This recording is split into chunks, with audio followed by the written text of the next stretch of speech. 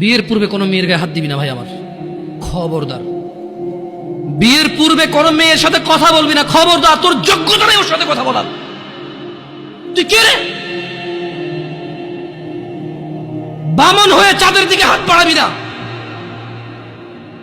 আমার বোনরা চাঁদ। ওয়াল্লাহি যেদিন ইসলামী শাসন আসবে, যেদিন ইমাম মেহেদী আসবে, যেদিন ঈসা আলাইহিস সালাম আবার আসবে, ওনার বন্ধের উপর যারা হাত দেবে উনি হাত কেটে ফেলবে। তুই বামন হয়ে চাঁদের দিকে হাত বাড়াইস না। আমার বোনরা চাঁদ। ইসলাম মেয়েদেরকে চাঁদ বলেছে আর তোকে বামন বলেছে। বেটা তুই বেটা ছেঁড়া খাতায় শুয়ে লাখ টাকার স্বপ্ন দেখিস, বিয়ের আগে মেয়ের গায়ে হাত দিস? তোর সাহস কত?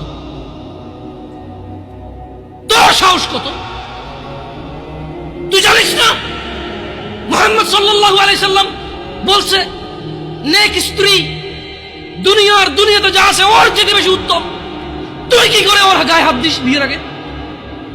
তোর সেই যোগ্যতা আছে বল? তোকে আল্লাহ জাহান্নামে ফেলবে, তোকে আল্লাহ জ্বলন্ত আগুনে নিক্ষিপ্ত করবে, তোর শরীর পচবে, তোর শরীরের গন্ধে জাহান্নামীরা থাকতে পারবে না। তোকে আল্লাহ এত নিকৃষ্ট শাস্তি দেবে। কেন? কারণ তুই এত বড় জঘন্য কাজে লিপ্ত হয়েছিস।